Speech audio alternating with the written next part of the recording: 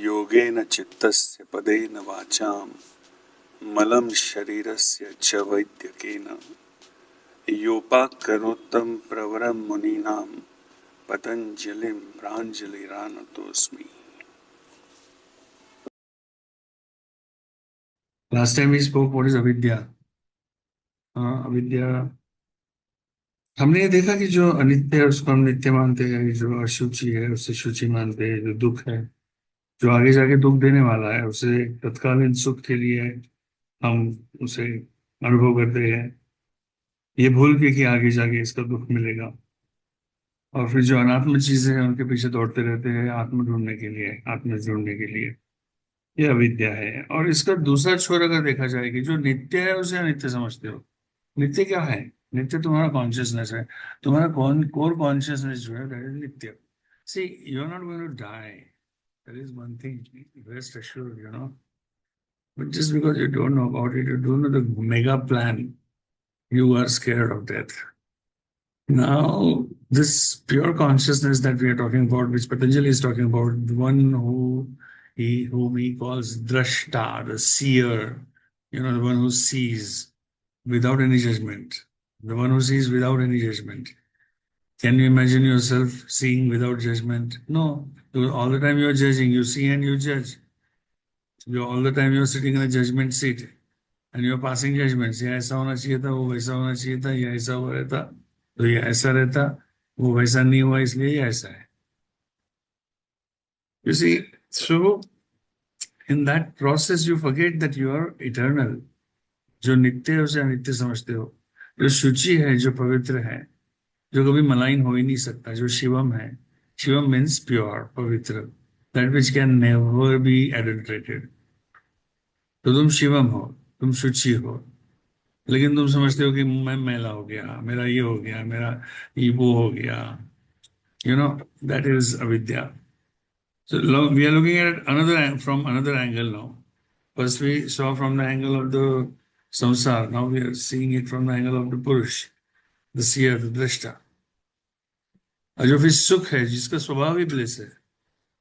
क्यों ब्लिस है उसका स्वभाव? क्योंकि उसको कुछ चाहत नहीं है.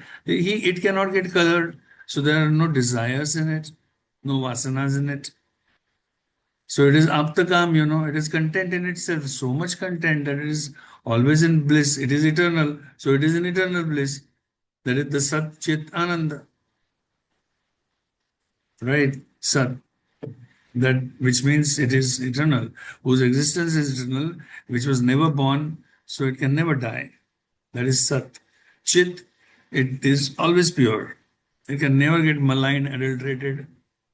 उसको कोई उपाधि चिपक नहीं सकती. मिस्टर, मिसेस, मेल, फीमेल, कोई उपाधि चिपक नहीं सकती उसको.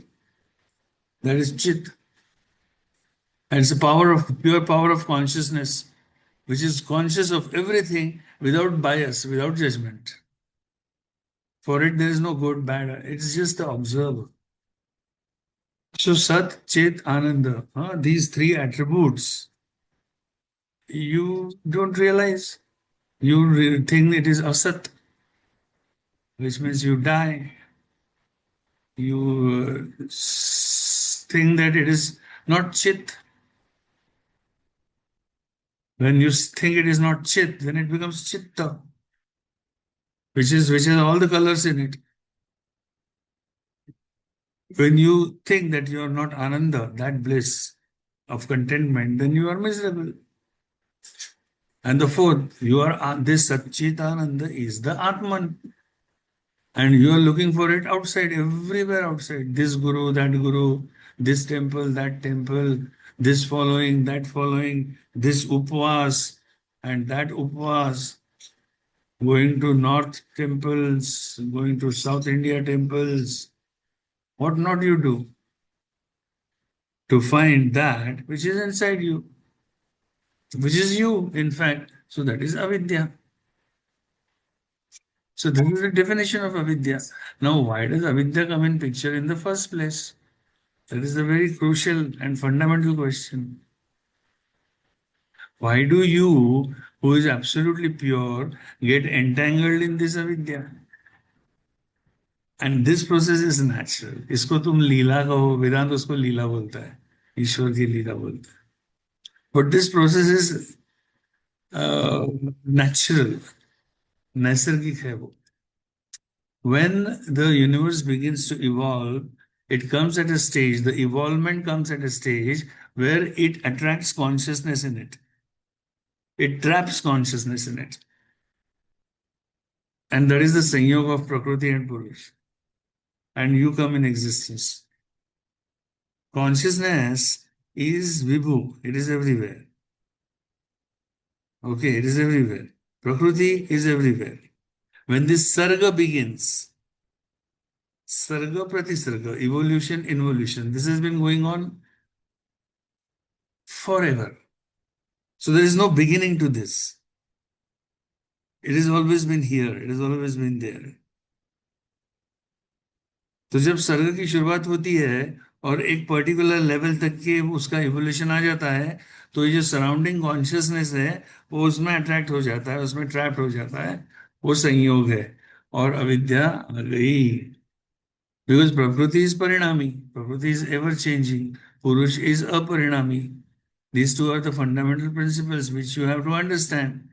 And then you have to understand that whether you want to be entangled in Prakriti, whether you want to continue pubbing and clubbing, or you want to withdraw and you want to be with the Purush, it is your choice.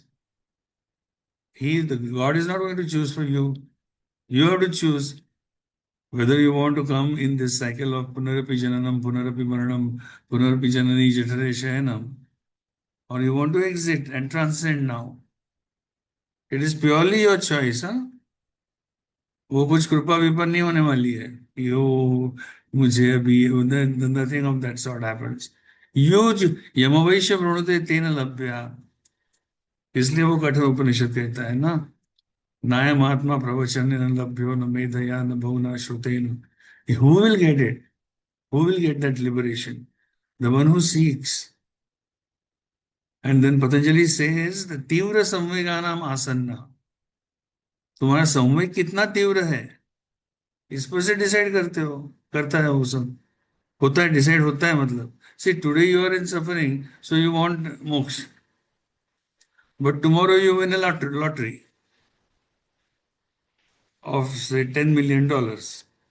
Today you are in suffering and you want moksha. No, I don't want any of this.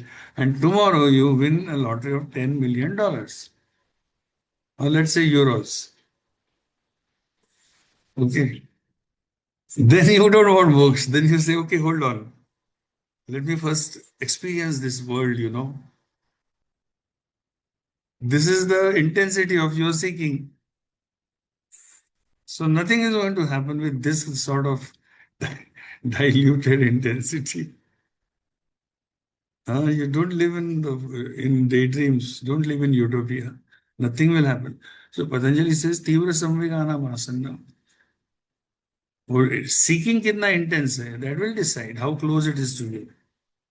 And next sutra he says, Mrudu madhya adhimatra tat api vishesha. Tata api vishesha means intensity तो है लेकिन effort ही नहीं है उसको matching. Effort की भी उसने 3 categories की है, इंटेंसिटी की भी 3 कैटेगरीज है. इंटेंसिटी मृदु है, मध्य है, या इंटेंस है, पावरफुल है एकदम. माइल्ड है, मॉडरेट है, या एकदम तीव्र है, तीव्र संवेग. लेकिन चलो ठीक है, वो जो भी है, लेकिन उसके लिए फिर उपाय क्या कर रहे हो? उपाय भी मृदु है, मध्य है, या इंटेंस है. मतलब इधर इंटेंसिटी बहुत है पाने की. Seeking is good but effort is zero. It's like an alcoholic who drinks every day, and when the glass comes in his hands, he wants to give it up. He says that no, then I want to. This is my intense desire to stop drinking. But that he says only when the glass is in his hands and 2 pigs are in his stomach.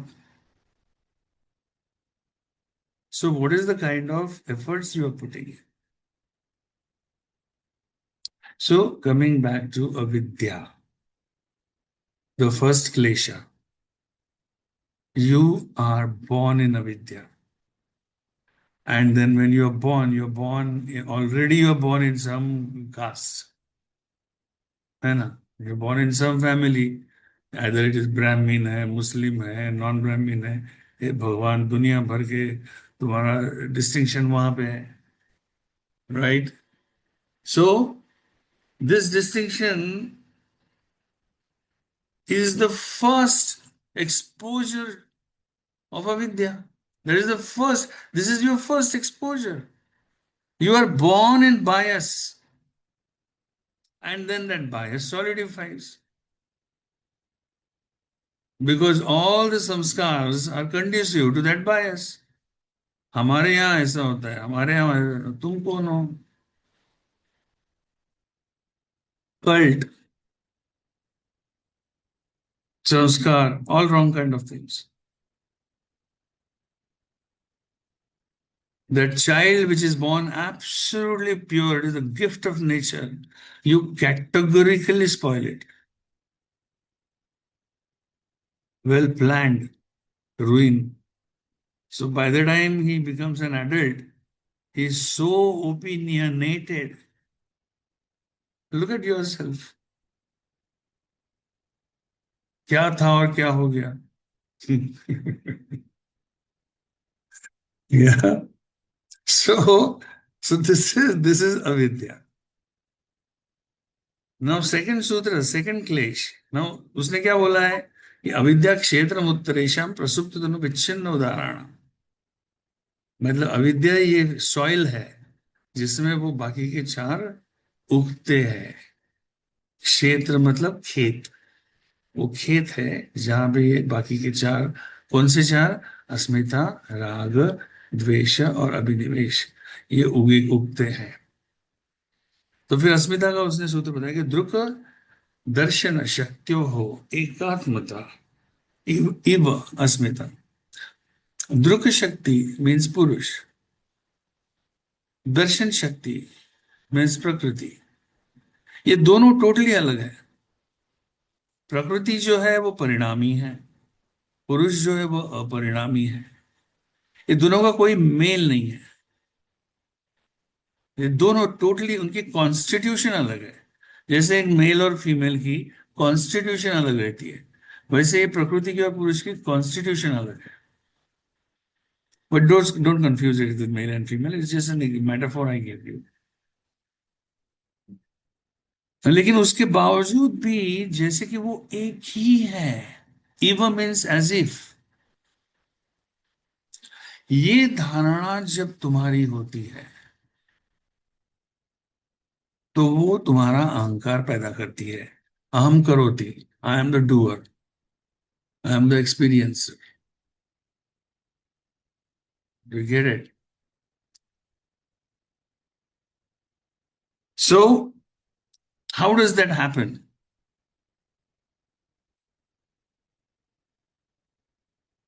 Suppose you are a mirror.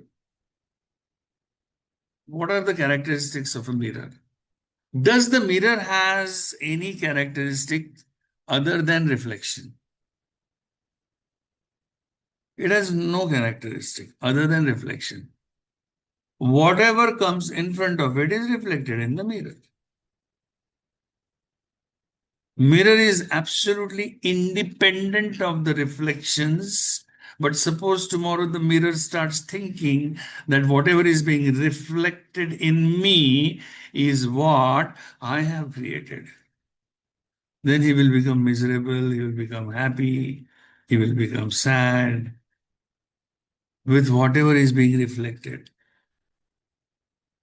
It's something like a movie screen. The movie screen is neutral. Whatever you project, whatever movie you project on it, creates the illusion that movie screen has become alive and you get engrossed in it. Now, tomorrow, if the movie screen starts thinking that whatever is projected on it is what it is creating, then if there is a sad movie going on, the screen will become sad. If there is a comedy going on, the screen will laugh its guts out. If there is action and mar dhar and all going on, the screen will become aggressive and go on a killing spree. So that is, बहुत सुंदर व्यास जी ने उनके एक श्लोक में लिखा हुआ है कि ये प्रकृति, ये जो सारा जो खेल चल रहा है, ये त्रिगुणों का चल रहा है प्रकृति में। और प्रकृति वहां पे वो खेल खड़ा करके रच के पुरुष को प्रस्तुत करती है। और पुरुष अविद्या के कारण ये समझ बैठता है कि ये उसी में उत्पन्न हुआ है। Understand this. This is a very important thing I am sharing with you. Vyasa भाष्य में उन्होंने जब व्यास भाष्य इज व्यासा's commentary on the sutras, that is known as Vyas Bhashya. If you are a serious student of Yoga Sutras, then Vyas Bhashya is indispensable. You will have So which Vyas Bhashya do you recommend? व्यास भाष्य is only one, उसका लोगों ने translation किया हुआ है, कोई भी लो। Which translation अरे do you recommend? Hindi translation. By हाँ, which writer, okay, author? okay. There actually, Shashi, there are many, but what I would recommend to you, any book on Yoga Darshan by Chaukhamba Prakashan, Gita Press, and Motilal Banarasi Das. These are the three publishing houses, and we should be eternally grateful to these publishing houses. Write down Motilal Banarasi Das, Chaukhamba Prakashan, and Gita Press. Gita Press is from Gorakhpur, Chaukhamba Prakashan is from Varanasi, and Motilal Banarasi Das is from Delhi. इन लोगों के कोई भी हो, English, Hindi, Marathi खरीद लो, because one book is not sufficient. I have got at least 10 translations of Vyas Bhashya with me. Okay. So in this Vyas Bhashya, Vyasji is saying that the whole ball game is of Prakriti, the Triguna, Sattva, Rajas, Tamas. And she is creating all this mirage, which Vedanta calls Maya, and presenting it on as if on a silver platter to the Purush. And Purush, by virtue of avidya, because he is not able to distinguish, जो अनित्य है उसे नित्य मान लेता है, वो सब जो देखा हमने, by virtue of avidya, वो ये समझ बैठता है कि ये जो प्रस्तुत हो रहा है मुझे, ये मेरे में ही उत्पन्न हो रहा है, and he becomes miserable just because he is infested with avidya. He doesn't know, he's forgotten that he is nitya, he is ashuchi, he is shuchi, and he is sukha, and he is himself atman. इसलिए ये एकात्मता इव, as if ये दोनों एक हो गए हैं, और अहम करोति का जन्म हो गया, ये मैंने किया, ये सुख मुझे मिल रहा है, दुख मुझे मिल रहा है, क्योंकि ये मैंने उत्पन्न किया है, उत्पन्न प्रकृति में हुआ है, पुरुष में नहीं। Okay, somebody was asking something, I believe. No? All right. हाँ, so this is Asmita, Asmita, okay. अभी यहां पे अस्मिता क्लेश भी है और अस्मिता समाधि भी है, समझे क्या? अस्मिता समाधि इज डिजायरेबल, अस्मिता योग चित्त वृत्ति निरोध जो कहा है ना, स्टार्टिंग में हमने देखा कि अच्छी वृत्तियों को उजागर करो, उनको नरिश करो, उनको नर्चर करो, अक्लिष्ट वृत्तियों को और क्लिष्ट वृत्तियों को दूर करो, उनका दमन करो, उनको खत्म करो, खात्मा करो, रोक लगाओ उनके ऊपर। तो ये Sir, अस्मिता, हाँ हाँ बोलो कौन? I'm so sorry. I'm so sorry. I'm interrupting you in between. But I see that ये अविद्या, अस्मिता, राग, द्वेष देशा विनिवेशा जो है, इसमें अटैचमेंट और clinging to life, two different terms are written in my note what I have. So are both different और दीज आर सेम? नहीं नहीं, वो अविद्या, अस्मिता, राग, द्वेष, अभिनिवेश, क्लेशः, और सिर्फ अविद्या का ये अभिनिवेश का जो सूत्र है ना, वो सूत्र में सिर्फ पाठ भेद है वहां पे. एक किताब में लिखा हुआ है स्वरसवाही विदिशो भी तथा रूढ़ो भी निवेश, और दूसरे में लिखा है तन्मनु बंधो भी निवेश. दोनों सही है. Is that what you asking? In the one which I have, so हाँ there are five terms: हाँ ignorance, egoism, attachment, हाँ aversion, and clinging to life. हाँ. So, attachment or clinging to life both are same, right? We'll come to that, na? Okay, Kausalya, okay, we'll come to that. okay, We have okay, to reach there yet. There is still time for that. okay, okay. Right now we are on Asmita. We have not spoken about Rag, we have not spoken about Dvesh. And do you have a Devanagari copy with you or not, Kausalya? No, I don't have that, You sir. should have Devanagari copy.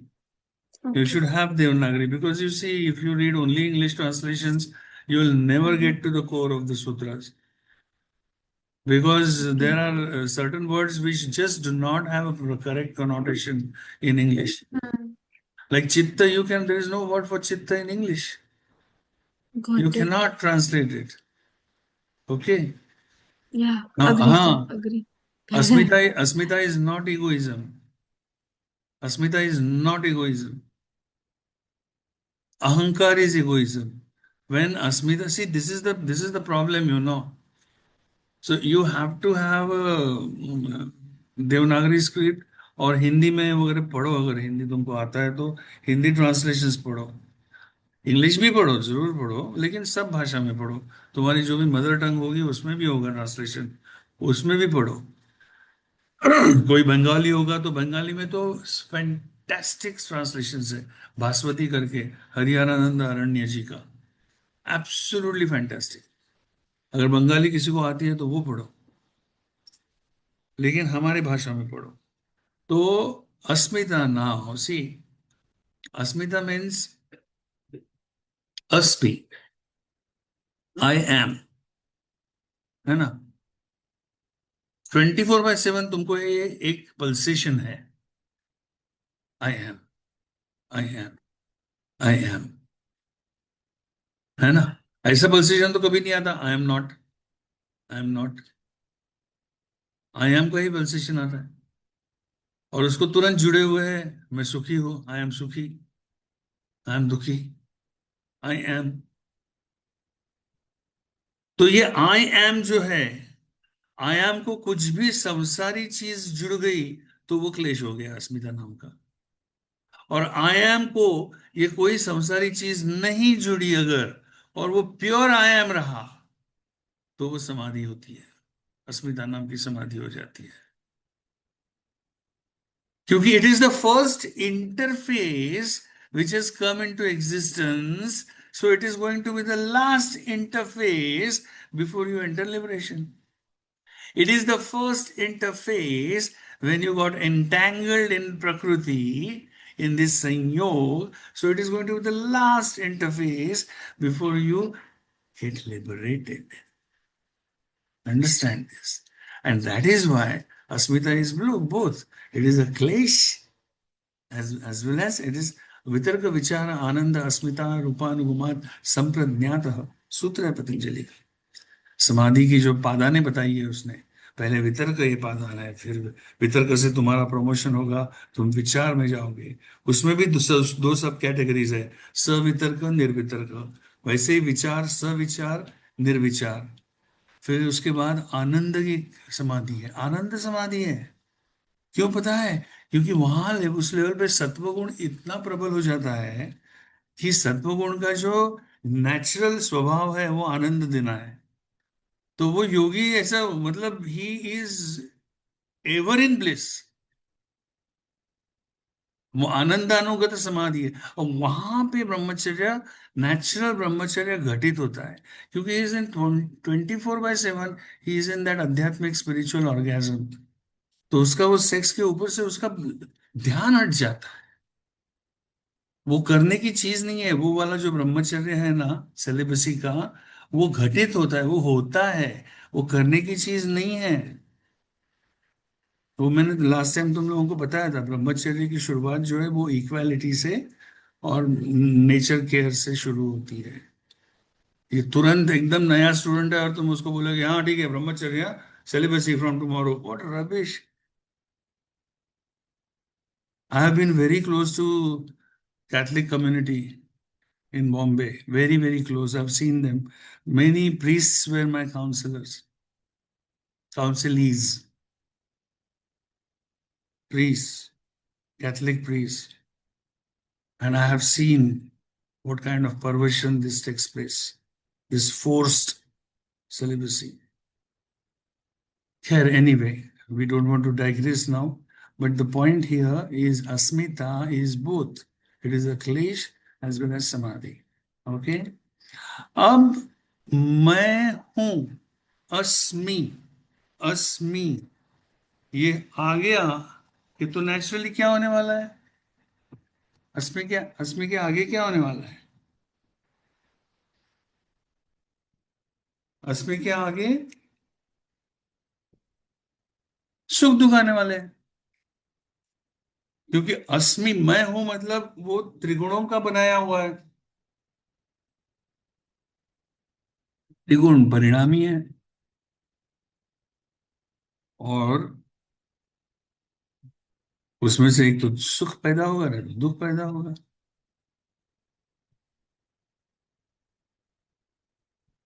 होना ही है। तो सुख अनुशयी राग, राग मतलब attachment, आसक्ति। जब तुम्हारे इंद्रियों का विषयों के साथ संपर्क होता है और अनुकूल संवेदना तुम में होती है, तो तुम उसे सुख कहते हो। समझ लो इस डेफिनेशन को अच्छे से। जब तुम्हारे इंद्रियों का, तुम्हारे इंद्रिय कितने हैं? इंद्रिय तुम्हारे एकादश, 5 ज्ञानेन्द्रिय, 5 कर्मेंद्रिय, एक मन, और तुम्हारा ये बुद्धि और अहंकार, मतलब टोटल 13 है यहाँ पे। तो ये 13 का, और ये 13 को इकट्ठा चित्त बोलते हैं। तो जब तुम्हारे चित्त का विषयों के साथ 5 विषय है, शब्द स्पर्श रूप रसगंध, तो इसलिए वो 13 और 5 18, ऐसा वो चित्त का संघात है 18 एलिमेंट्स का। ये 18 एलिमेंट्स को टुगेदर चित्त बोलते हैं। अब इसको इंग्लिश में क्या ट्रांसलेट करेंगे चित्त को? Not possible. तो इस चित्त का जब विषयों के साथ संपर्क होता है और उससे तुम्हारे अंदर अनुकूल संवेदना निर्माण होती है, तो तुम उसे सुख कहते हो। अब किसी को होगी, किसी को नहीं होगी, किसी को कम होगी, किसी को ज्यादा होगी, इसलिए हमारे सुख भी बदलते हैं ना, चीज एक ही रहती है। मैंने श्रीखंड खाया, श्रीखंड मुझे बहुत अच्छा लगता है, बहुत। एक 1 to 10 के स्केल पे मुझे श्रीखंड 10 पे अच्छा लगता है, और शशि को 2 पे अच्छा लगता है। तो शशि की सुख की संवेदना जो है, अनुकूल संवेदना कम रहेगी, तो उसका श्रीखंड के प्रति प्रति आसक्ति कम रहेगी। लेकिन मेरे स्केल पे 10 है, तो मेरी तो भयंकर आसक्ति रहने वाली है। समझे क्या? वैसे ही जब चित्त का विषयों के साथ संयोग होता है और प्रतिकूल संवेदना तुम्हारे अंदर उत्पन्न होती है, तो तुम उसे दुख कहते हो। फिर दुख के प्रति तुम्हें द्वेष निर्माण होता है कि ये नहीं चाहिए, क्योंकि ये मेरे सुख के आड़ा, तुम्हारे सुख के आड़े भी जो कुछ आए वो सब दुख के कैटेगरी में जाता है। उसके प्रति तुम्हारे मन में द्वेष उत्पन्न होता है। तुम्हारा प्रोजेक्ट चल रहा है कंपनी में, और प्रोजेक्ट के अगेंस्ट कोई दूसरा एक बंदे ने बीच में भांजी मारी, टांग मारी, ऐसा ऐसा तुमको गुस्सा आता है वो बंदे का, द्वेष, हेट्रेड आ जाता है, तुरंत एक क्षण में हेट्रेड आ जाता है। कोई तुम्हारा इंसल्ट कर लेता है, तुम तो विपर्य में जीते हो। तुमने तो लोगों के माथे पे लेबल्स लगा के रखे। तुम लोगों को मिलते ही नहीं हो, तुम लेबल्स को मिलते हो। और सब मस्त चल रहा है, विपर्य चल रहा है, इधर दुख, हेट्रेड, एवर्जन, सब षड रिपु, काम, क्रोधम, लोभ, मद, मत्सर, मोह, सब कुछ चल रहा है। तो बेसिकली टू कैटेगरीज है उसमें, एक तो राग है तो द्वेष, ये क्लेश में। बाकी सब छटाएं जो है इमोशंस की, वो सब ये दो हेड के अंडर आती है। सुख से आसक्ति और दुख से द्वेष, एवर्जन, राग। आसक्ति को राग बोलते हैं संस्कृत में। राग मतलब वो मराठी वाला राग नहीं है, राग वाला गुस्सा, वो वाला राग नहीं। ये राग मतलब संस्कृत में आसक्ति, प्रचंड आसक्ति। और दूसरा मुझे द्वेष। अभी इसमें कैटेगरीज, डिग्रीज का फर्क रहे। तो अभी क्या क्या आ गया हमारे पास, देखो हमारी अभी, हमारी धरोहर क्या है, अभी अविद्या है हमारे पास, है ना। अविद्या हमारे बुद्धि में कूट कूट कर भरी है। और फिर अस्मिता है, आ हा वाह वाह, ईगो, मैं, मेरा इंसल्ट हो गया, तुमने, तुम्हारी जरूरत कैसे, वो मैं। हाँ, विद्या आ गई, अब मैं, अस्मिता आ गई। अब मैं तो मेरा तो 24/7 ये विषयों से इंटरेक्शन हो रहा है। तो 24/7 मुझे सुख होना है या फिर द्वेष आना है, और दुख होना है तो मुझे राग आना है या द्वेष आना है। और ये बन गई तुम्हारी दुनिया। तुम इसको छोड़ना नहीं चाहते, क्योंकि ये तुम्हारा अस्तित्व है। इसके परे और तुम्हारा कोई अस्तित्व है, ये तुम्हें पता ही नहीं है। इसलिए तुम मौत से डरते हो, इसलिए तुम लाइफ को क्लिंग करके रहते हो, क्योंकि इसके परे कुछ है, ये तुम्हें पता ही नहीं है। और एक कारण है लाइफ को पकड़ के रहने का, बड़ा मजेदार कारण है। तुम लाइफ को पकड़ के रहते हो क्योंकि तुमने डेथ का अनुभव किया हुआ है। और जैसे ही मरते हो, वैसे वो गति मिल जाती है तुमको, जो तुम्हारे हाथ में कुछ नहीं रहता। सब जो कुछ कर्म, कर्म का जो प्रधान, मरने के वक्त जो भी तुम्हारे भाव रहेंगे, उस भाव को त्या अनुषंगानी, उसको कनेक्टेड संचित कर्माशय से कर्म इकट्ठा हो जाएंगे। इसलिए हमारे शास्त्र में कहा है कि मरने के वक्त का जो भाव है बहुत इंपॉर्टेंट है, क्योंकि जन्म एक ही मिलने वाला है, कर्म लाखों करोड़ों कर्म है। तो फिर कौन से कर्म के आधार पर अगला जन्म मिलेगा? तो शास्त्र कहता है हमारा कि इस आधार पर कि ये जब मौत आएगी, उस वक्त तुम्हारा कौन सा भाव है कर्म का, उससे मिलते जुलते सब कर्म इकट्ठा हो जाएंगे और तुमको नेक्स्ट बर्थ मिलेगी। इसलिए नाम स्मरण बताया है। गोंदवल के महाराज नाम की दीक्षा देते थे। क्यों देते थे? मतलब नाम में 24 घंटा उसी में रहो ना यार, क्योंकि मौत कब आएगी पता नहीं। अगर मौत के क्षण मेरा भाव तेरे ही नाम का रहे, नाम स्मरण का रहे, तो फिर तो अच्छे ही कर्म इकट्ठा होने वाले, और मेरे को जो आगे का लाइफ मिलेगा वो अच्छा मिलेगा। इसलिए नाम स्मरण कहा गया है। तुम्हारे इस लौकिक जगत के लिए, इस लाइफ के लिए नाम स्मरण नहीं है। वो तो है, ठीक है, वो तो है, क्योंकि तुम नाम स्मरण करोगे तो बुरे ख्याल दिमाग में नहीं आएंगे, हाथ से भी अच्छे कर्म ही होते रहेंगे। लेकिन उसका सबसे प्रधान कारण यह है कि मौत किस क्षण आएगी पता नहीं, कभी भी मर सकते हो। समझे ना? इसलिए वो नाम स्मरण।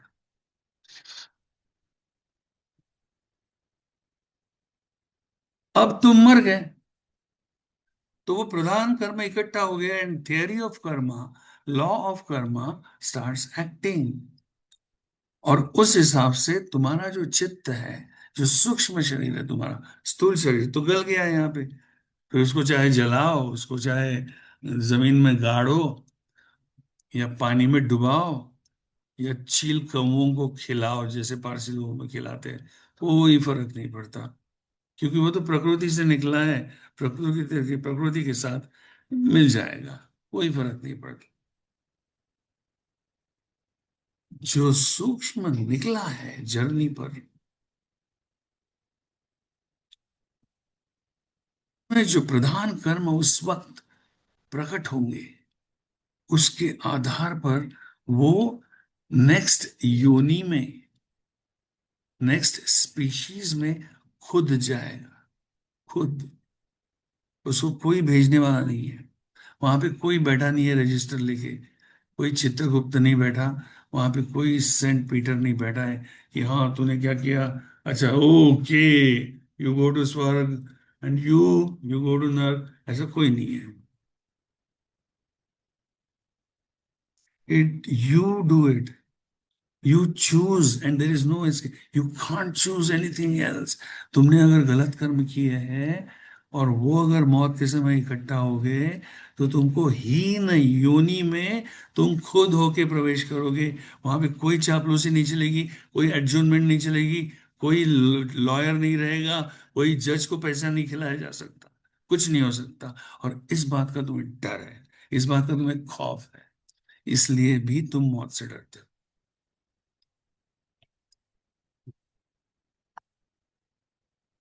द मोमेंट यू डाई, तुम्हारे हाथ में कुछ नहीं है, ये बात समझ लो अच्छे से। द मोमेंट यू डाई, तुम्हारे हाथ में कुछ नहीं है, सब कर्मों का खेल शुरू हो जाएगा। इसलिए अभी जो है, अभी ये विंडो खुली है, तो कर लो भैया, अच्छा जो भी करना है, जो भी अच्छे भाव मन में रखने हैं, अभी ये दिस इज द टाइम,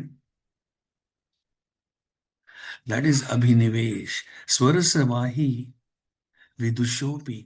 और ये जन्म जन्मों से चल रहा है। तो ये जो मौत का खौफ है जो है, एक तो ये लाइफ में कभी सोचा नहीं कि अगला भी ऐसा कुछ है आगे, और दूसरा भी कोई दर्शन हो सकता है, ये कभी सोचा नहीं। और वो अनुभव जो है पहले की मौतों का, वो इतना गहरा बैठा है जहन में। यहाँ पे पुनर्जन्म पे बात करते हुए व्यास जी ने और एक बड़ा इंटरेस्टिंग उदाहरण दिया है। उन्होंने कहा है कि तुमने अगर समुद्र के किनारे कछुए देखे हो, सी टर्टल्स, व्यास जी कहते हैं, तो they hatch on the sand, sand bank पे हैच होते हैं वो, और जैसे ही वो हैच होते हैं ना, वो पानी की तरफ दौड़ते हैं, डेस्परेटली दौड़ते हैं, क्योंकि वो पानी में नहीं अगर घुसे तो ऊपर घूमने वाले चील उनको, बर्ड्स उनको खा जाते हैं, और उनमें मॉर्टेलिटी बहुत ज्यादा है, क्योंकि आधे से ज्यादा पानी तक पहुंच ही नहीं पाते, वो बर्ड्स खा जाते हैं उनको। अब वो बच्चों को कैसे मालूम कि उनका लाइफ इज इन डेंजर? वो तो अभी अंडे से बाहर निकले, उनको वो अनुभव कहाँ? अनुभव से ही आदमी डरेगा ना। तो व्यास जी ने उनके एक उदाहरण में दिया हुआ है कि उनको अनुभव है मौत का, हर प्राणी को मौत का अनुभव है, इसलिए वो मौत से डरता है। लेकिन यहाँ पे अगर तुमने विद्या प्राप्त कर ली, विवेक प्राप्त कर लिया, कैवल्य प्राप्त कर लिया, तो मौत का डर छूट गया। मोक्ष मतलब क्या? जीवन मुक्ति मतलब क्या? मौत का डर छूट जाना। यह जब तुम्हें निस्संशय, without any doubt, with conviction पता चलता है कि तुम सच्चिदानंद हो, अहम, वही तो महावाक्य है वेदों के, अहम ब्रह्मास्मि तत्वमसि प्रज्ञानम ब्रह्म, अयम आत्मा ब्रह्म, ये चार महावाक्य जो है, वो फिर अभिनिवेश नहीं रहेगा। नहीं, तब तक के अच्छे अच्छों में तथा, वो सूत्र क्या है अभिनिवेश का, कि स्वरसवाही विदुषो भी, विदुषी, विदुषी मतलब, विदुषी मतलब ज्ञानी, उसके ऊपर भी आरूढ़ रहता है अभिनिवेश, उसको भी मौत का डर रहता है। मतलब फॉर एग्जाम्पल अभी एक 20 स्टोरी बिल्डिंग है, और 20th स्टोरी पे एक कॉन्फ्रेंस हॉल है, कन्वेंशन रूम है, और वहां पे स्पिरिचुअलिटी पे कन्वेंशन चालू है, और वहां पे एक बहुत बड़ा ज्ञानी आया है, और वो वहां पे लेक्चर दे रहा है कि अध्यात्म स्पिरिचुअलिटी पे, ये सच्चिदानंद और ये सब इस पे लेक्चर दे रहा है, और अचानक अर्थक्वेक आ गया, अब भागे सब लोग। तो ये ज्ञानी भागेगा या नहीं भागेगा? हाँ, या वो वहां पे ऐसे मुस्कुराते, I am eternal, you go you go, ऐसा करेगा? हाँ, ये भागेगा, भागो, अरे वहां से नहीं, अरे यहाँ से भागो, क्या करेगा वो? That is abhinivesha. He has not reached, he has not reached.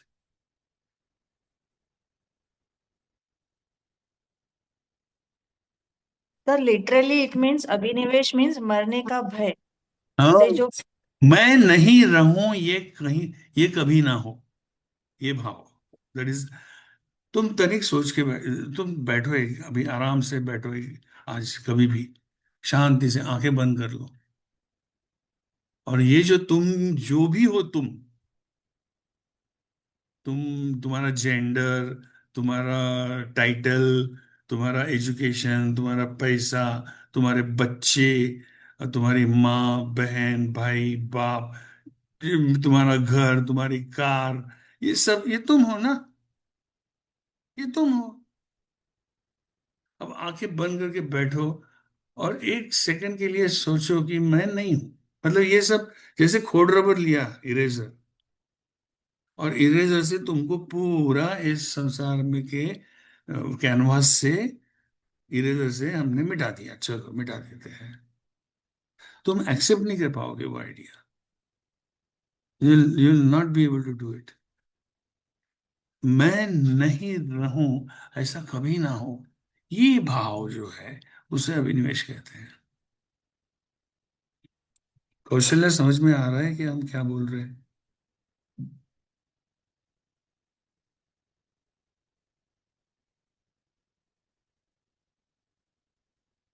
अब ये 5 क्लेश हो गया। हमारा पॉइंट क्या था डिस्कशन का? हाँ, शशि ने वो पॉइंट रेज किया था जब बात ईश्वर की चल रही थी, और ईश्वर के डेफिनेशन में पहला वर्ड आया था क्लेश। क्लेश कर्म विपाक आशय ही अपरामृष्ट पुरुष विशेष ईश्वर।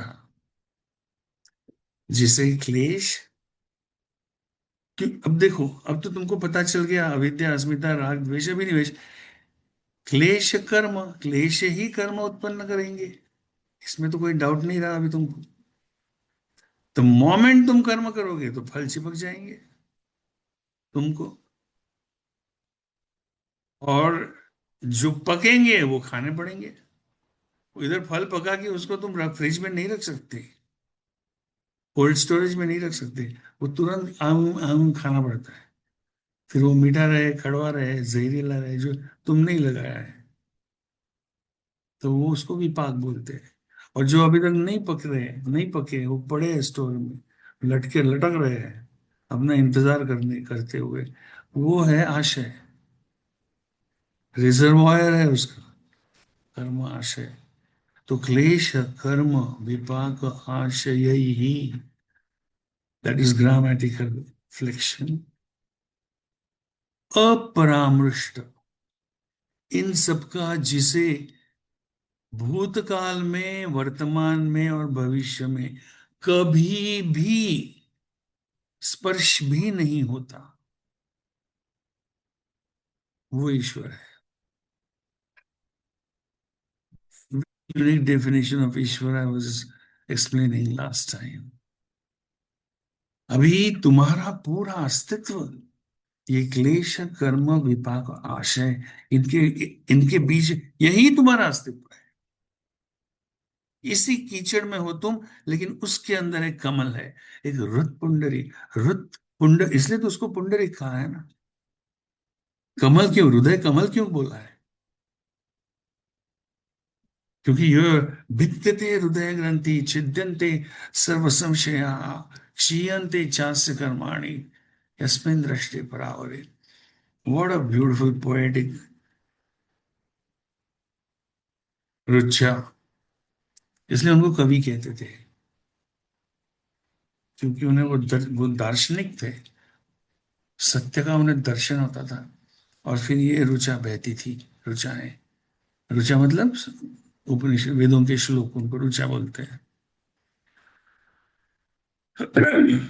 तो जब वो उसे वो कमल दिखता है और उस कमल में विराजमान उसको अपनी आत्मा दिखती है। कमल की उपमा उपमा है वो, एक्चुअल कमल मत सोचना, कमल की उपमा दी।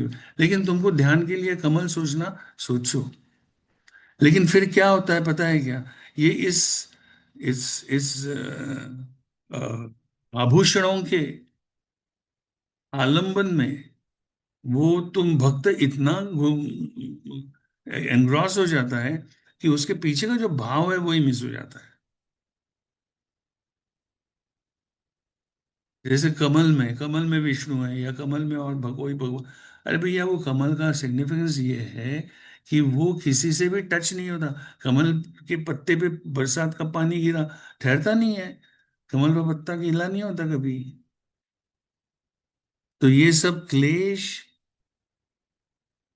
कर्म, विपाक, आशय, ये चारों तरफ इनका डांस चालू है। पिंगा घालताय ते तुमच्या त्या कमळाभोवती.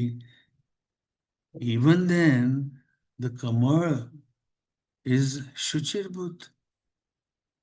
It never gets affected. वैसा वो ईश्वर है, वो तुम्हारे ही अंदर है, तुम्हारे हृदय में बैठा हुआ है। हृदय नाम की गुफा में, गुफा कहा है उसे, क्योंकि वो पुराने जमाने में वो गुफा में घूम जाते थे ना। न पातालम न च विवरम गिरिणाम नैव अंधकारम कुक्षयो न उददिनाम गुहाम यस्या निहितम ब्रह्म शाश्वतम बुद्धि वृत्तिम अविशिष्टाम कवयो वेदयन्ते। इसको सुनो, बहुत सुंदर श्रुति है ये। कौन से उपनिषद की मुझे याद नहीं है। न पातालम न च विवरम गिरिणाम, पाताल के गहराई में जाके ढूंढो नहीं मिलेगा। हिमालय की गुफाओं में जाके ढूंढो नहीं मिलेगा। समुद्र की गहराइयों में जाके ढूंढो नहीं मिलेगा। तो फिर ये जो शाश्वत ब्रह्म कौन सी गुफा में छुपा है? बुद्धि वृत्तिम अविशिष्टा, तुम्हारे बुद्धि के पीछे जो गुफा है, तुम्हारे बुद्धि रूप गुफा में ही अंदर गहराई में। और बुद्धि का स्थान हृदय बताया है, हार्ट, नॉट योर ब्रेन, दिल। तो उस बुद्धि रूपी गुफा में छुपा हुआ अविशिष्टाम, कि बुद्धि को और उसको तुम डिफरेंशिएट नहीं कर पाते, वहां वह ब्रह्म है। जैसे नीर क्षीर विवेक तुम नहीं कर पाते। दूध वाले ने दूध में पानी मिला दिया, खत्म हो गई बात, तुम कहां उसको अलग कर पाओगे? उसके लिए हंस लगता है। जब तक तुम हंस नहीं बनो, वही विवेक है। वो विवेक वो है कि बुद्धि का जो प्रकाश है वो असल में बुद्धि का प्रकाश नहीं है, उसका प्रकाश है। लेकिन तुम बुद्धि को और उस प्रकाश को तुम अलग नहीं कर पाते, उसको बाइफरकेट नहीं कर पाते। यही अविवेक है, और उसको अलग कर पाना विवेक है।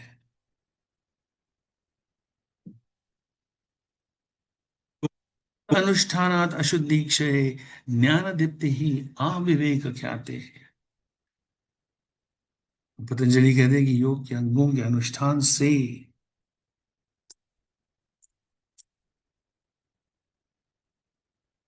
अशुद्धि का क्षय होगा। मतलब क्या होगा? भिद्यते हृदय ग्रंथि, ये जो वासनाओं की आसक्ति, द्वेष, राग, षडरिपु, इनकी जो गांठें हैं तुम्हारे बुद्धि के ऊपर, वो खुल जाएंगी। छिद्दंत सर्व संशया, जितना भी डाउट है तुम्हारे मन में, वो छिन्न भिन्न हो जाएगा। क्षीयन्ते चास्य कर्माणि, जितने भी संचित कर्म है वो उनका क्षय हो जाएगा, वो भस्म हो जाएंगे। तस्मैन दृष्टि परावय, कब? जब उसका साक्षात्कार कर लोगे, जब तदादृष्टुः स्वरूपे स्थानम हो जाएगा। Patanjali promise.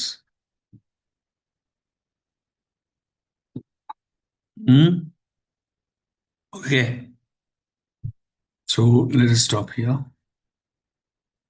And again tomorrow, next Saturday will come back to Ishvara के बाकी 2 सूत्र है। और बड़ा सुंदर है ये प्रकरण ईश्वर का। फिर ओमकार, कैसे ओमकार के बारे में हम बात करेंगे कि उसका नाम ओम क्यों रखा है, मांडुक्य उपनिषद क्या है, उसके ऊपर थोड़ी सी चर्चा करेंगे। So that's very, very interesting.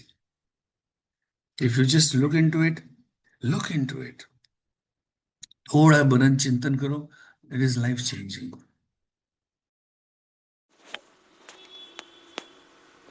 ॐ पूर्णमद पूर्णमिदं पूर्णात् पूर्णमुदच्यते पूर्णस्य पूर्णमादाय पूर्णमेवावशिष्यते।